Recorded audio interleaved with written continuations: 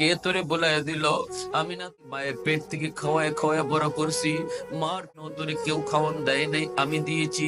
খানার ব্যবস্থা আমি আল্লাহ করছি। এরপরে দুনিয়াতে আসবি, নাভিটা যখন কেটে দেওয়া হলো, তুই ওয়া ওয়া করে কান্না শুরু করলি। এই চিন্তা করে আমার খানার লাইনটাকে বন্ধ করলো।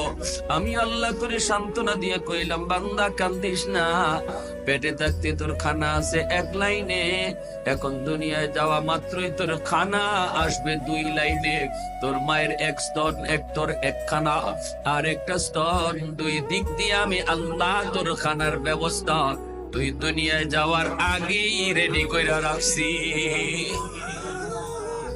আমি আল্লাহ জানি তুই বেশি গরমও পারবি না, বেশি ঠান্ডা পারবি না, গরমও পারবি না, ঠান্ডা সহ্য করতে পারবি না।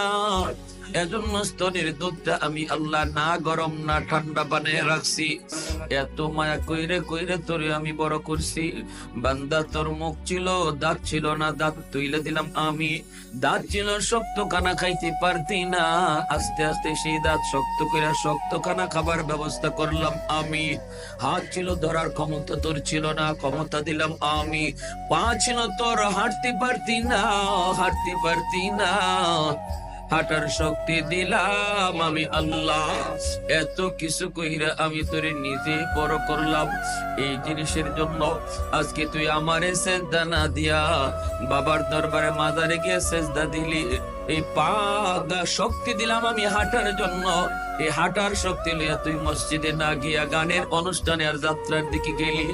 আল্লাহ বারবার শুধু পিছন থেকে ডাকে, পিছন থেকে আওয়াজ দিয়া ডাকে, এ যুবক, দিলটা নরম করে একটু কথাগুলি শোনো।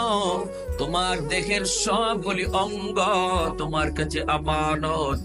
এই আমানতের খেয়ানত করলে কিয়ামতের মাঠে এই অঙ্গগুলি তোমার বিপক্ষে আল্লাহর আদালতে মামলা দিবে।